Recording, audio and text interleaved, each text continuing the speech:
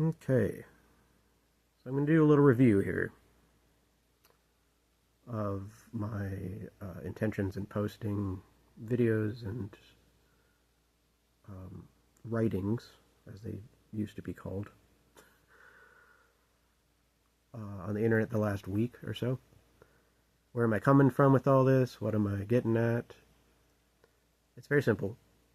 My conviction is that so-called American society, is manifestly insane. I mean, like, we've devolved into a level of,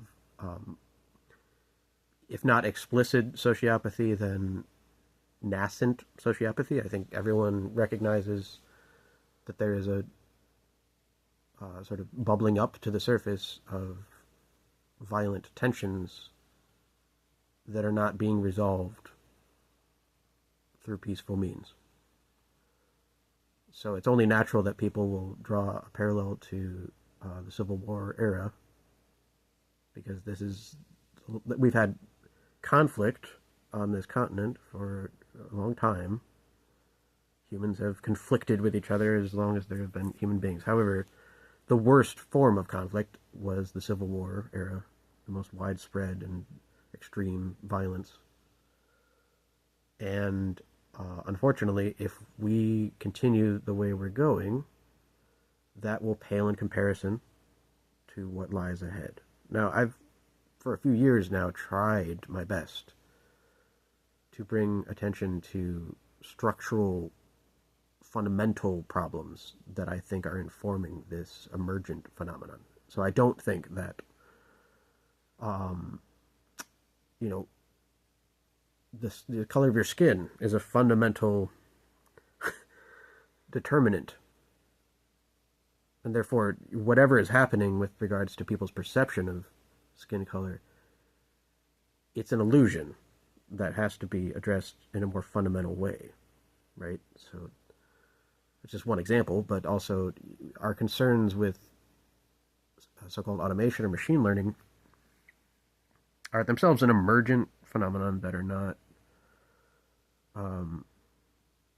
reducible to any like given localized development in the technology. It's an overall problem that stems from an addiction, essentially, to the very concept of efficiency. The inability, in other words, to accept just a reasonable level of efficiency that maintains human life, our inability to just plateau there, more or less, and instead compete and push for accelerated, increased forms of perceived efficiency that end up becoming paradoxical in as much as they destroy everything. So at some point, your efficiency machine, in as much as it's a destroy everything machine, becomes quite obviously inefficient, according to any intuitive notion of life that a human carries around in them by evolutionary design. Like, if your machine prevents humans from getting food, that's a very fundamental contradiction to the brain. Like, the brain is designed to want food. That's sort of a fundamental thing, to gather resources unto yourself, calories. We are designed to direct those calories toward reproduction, but reproduction is increasingly itself an extinction machine. You know, it's always been that way, but we're reaching that point where it's undeniable. So more thinking people are going to cease reproducing, and that's not unique to human beings. That's common across many species. It's not natural, in other words, to reproduce under extraordinarily traumatizing, chaotic circumstances. It's normal to reproduce amidst stability, security, and so on. So the less stability and security the human species has, the less People are naturally going to want to reproduce. They are going to, therefore, redirect sexual energy toward, um, well, certainly non-reproductive forms of sexuality, as has always been the case. But also that will become more of a conflict with the lingering reproductive agenda of civilization itself. So civilization, as an emergent phenomenon, seeks to reproduce itself. It doesn't seek to reproduce individual human beings or even the human species. It's perfectly fine as a phenomenon with sustaining itself with machines or post-human machines, just as we are premised on previous species. This is just a natural evolutionary phenomenon. Anyway, that's the big picture stuff, but more locally, y'all are just fucking mean. Like, you're just not recognizing basic ethical things. It's one thing to recognize that we can't just up and solve overwhelming problems, right? It's another thing to throw up your hands when you see outrageous acts of abuse that you could actually intervene into, right? Like, we have a responsibility to direct whatever resources we have into intervening into these forms of abuse. So what am I looking for in the world? I'm looking for some basic ass ethics, folks. Like you don't hurt children. Like, you don't hoard your resources and then set them on fire and laugh and jump off a cliff or something. Like, people are unhinged in their decision theory, let's say. So I don't have a solution to this. I'm trying to approach it mathematically, and I have what I think is actually theoretically a proof of the inconsistency of piano arithmetic, which sounds crazy because it's like, how is that possible? But it's what it appears to be, and I suspect that it could buy us time, in a sense, if we make this explicit. As far as machine technology taking over, it's similar to the Cold War era emerging after the invention of nuclear warfare, where many people thought, okay, nuclear warfare, we're gonna just kill each other, we're gonna go extinct very quick here. But we had a Cold War period of avoiding that immediate crisis anyway.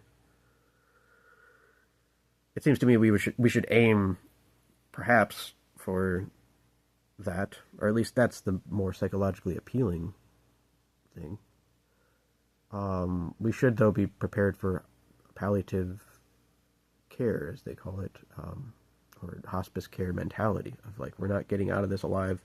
We should try to limit suffering. We should try to be as compassionate as possible under the circumstances. So that does mean anticipating other people's madness. How do you anticipate cruelty when it's inherently chaotic? It's an important thought experiment.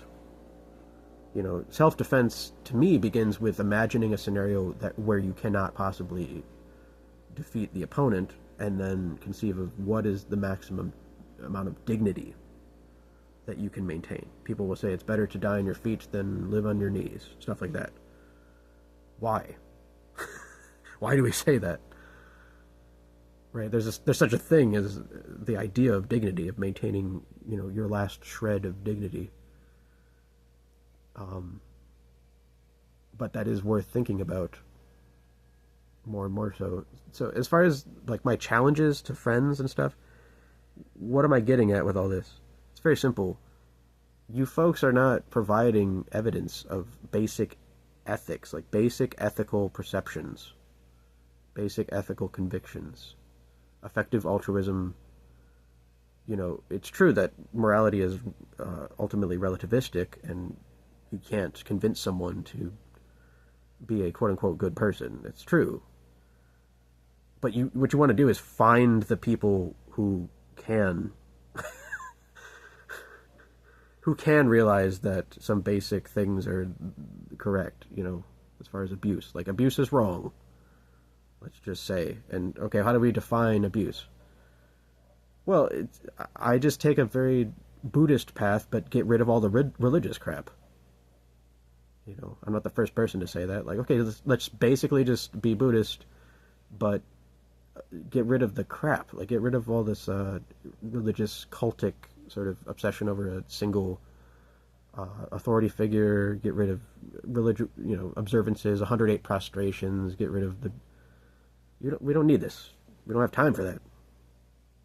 Get rid of monks walking for peace for some reason, only to get run over by cars and then open a medical donation fund.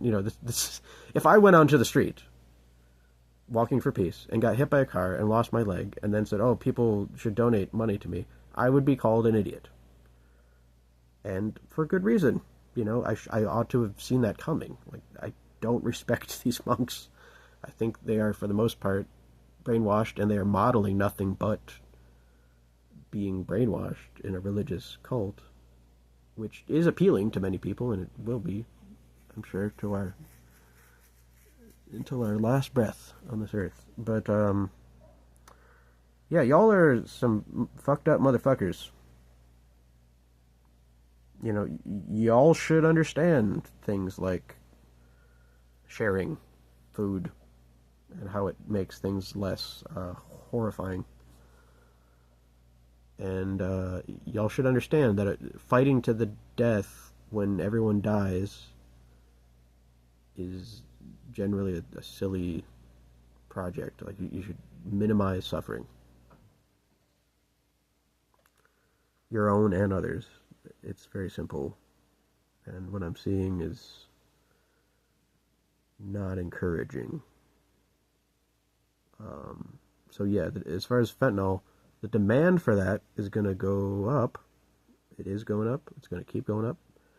And our refusal to acknowledge that and acknowledge the significance of this and optimize the euthanasia process, like, if you want your loved ones having to sneak off fearfully to end their lives because they know that they'll be violently attacked for attempting to do so, rather than, just receive some loving encouragement along the way.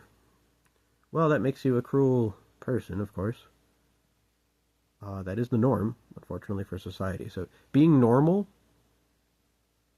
is cruel and dumb, and it's mental illness at this point. Like, if you're a normal person, you're the problem, actually. And anyone who can recognize that, we're in this weird position, aren't we, of having to become experimentalists, radical experimentalists, and the results, of course, of this experiment are very unclear. It's hard to predict. It's impossible to predict.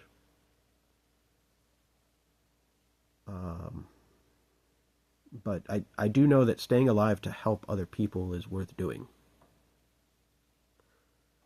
It doesn't mean that suicide won't continue to be appealing when the crazier and the less redemptive life on this continent and Earth in general becomes, but it's been my experience that enduring the suicidal experience to be of service to others is the best medicine, including for preparing for death, however you're going to die. However you're going to die, I think the most rational way to go about it is to limit your suffering. And one very effective way to do that is to be of service to other people. At least that's been my experience. But again, I'm seeing a lot of sociopathic madness, like very close to home, very quick. I expected society to manifest such madness, but it's hurtling in quickly, and folks like me who are like, yeah, we've been sounding the alarm for years and trying to get your asses in gear, and you don't listen. Well, we have to accept the deafness of society as well to some degree and make decisions that make the most sense. So I'm not going to be on the internet for much longer. That's one thing that's very clear. Is like I don't have anything to say. I don't think all these fundraisers are going to work. I've been trying to share the Samir project for kids in Gaza, and I don't think that's a sustainable solution to anything happening in Gaza. I think we all have to get off the internet at some point. It's a question of when to dismount. And we have to become very primitive in our technological affiliations very quickly, which is not going to be a comfortable transition. It can't possibly be unless you're already living in that way. So, yeah, I mean, I'm just trying to basically prepare to feed the children that are not going to get food because adults have lost their damn mind. Okay, so if anyone's looking at me or anyone like me on the internet saying things like, oh, they're crazy, you might want to take a look in the mirror. You might want to take a second to think, why are we, like my beard, for example. Why don't I bother people to look at it? They might say like, oh, he's disheveled. Why do you think that might be, that I'm not prioritizing my good looks? I don't give a shit. Who else didn't? Our ancestors. Generally speaking, the further back you go, like caring about your appearance is a pretty recent thing. I mean, we've always cared about, some aspect of appearance in, say, like the mating selection process or whatever. Boo. But yeah, caring about clothes and facial hair and all this that's for dummies, and always has been. But now we gotta be rude about it. Like, we wanted to let you guys have your fashion shows and care about that shit as long as possible, but time's run out. You just gotta admit all the stuff that you're doing that's just indefensibly stupid and a waste of time, and like is not something you can eat or use to protect yourself from the elements and from the threat of humans behaving badly, which every military person that I've ever heard from, when they talk about chaos and social collapse and what is the most dangerous threat, it's always humans. It's always humans behaving badly. It always has been, at least as far as 12,000 years ago ish, the advent of agriculture and language and humans enslaving each other. As of that period and time up to the present, humans are the main threat. We became apex predator a long time ago. So even though I would like to focus on things like starvation and getting clean water and having, processing your firewood and being ready for basic survival, ultimately all of those skills can be overwhelmed by just one psychopath whose behavior does not make any sense. Like, they're not preserving their own life, they're just acting violently and chaotically, and if you don't have an answer to that, if you can get far enough away from that, that's the main problem, inevitably. So I'm very, very alarmed, very disturbed. I have a friend who I think is a perfectly reasonable person who's doing a great job of coping with such outrageous stress, and they're perceived to be mentally unwell, and I'm very used to that treatment of saying things that are just, hello, I'm saying a very rational, normal thing, and everyone going, they're crazy. I'm very used to that shit.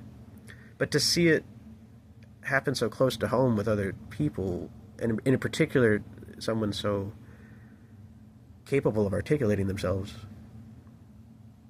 is very disturbing. And everyone participating in that should be ashamed of themselves. But you won't be, most likely. You're going to be probably not even aware of much of anything at this point other than your immediate just stress alarms, so that sucks. I'm going to keep meditating and praying and hoping for, like, some notion of divine intervention, and, that's always absolute contingency. This principle of absolute contingency is always at play. Like, things can technically happen for no reason at any time, according to the scientific, our limitations, in other words. But you can't depend on those things, is the problem. You have to make your choices based on what's most probable. That's the responsible way to make decisions.